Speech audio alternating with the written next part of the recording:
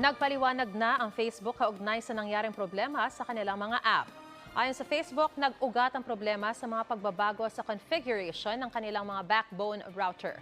Nagdulot ito ng pagtigil ng network traffic sa kanilang mga data center at kalaunan ay nakaapekto sa kanilang mga app.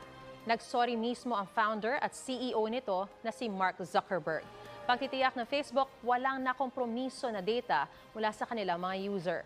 Halos 6 na oras na hindi na-access ng mahigit 3 bilyong user ang Facebook, Messenger, Instagram at WhatsApp.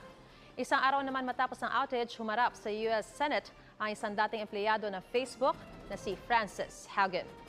Sinabi ni Haugen na may mga hakbang na maaaring gawin ng Facebook para gawing mas ligtas ang kanilang social media platform, lalo na para sa mga kabataan. Gayunman, hindi raw ito ginagawa ng Facebook dahil mas prioridad nila na kumita. Nauna na itinanggi ng Facebook ang alegasyon. Patuloy raw nilang pinaiigting ang pagpigil sa pagkalat ng maling impormasyon at mapanganib na content.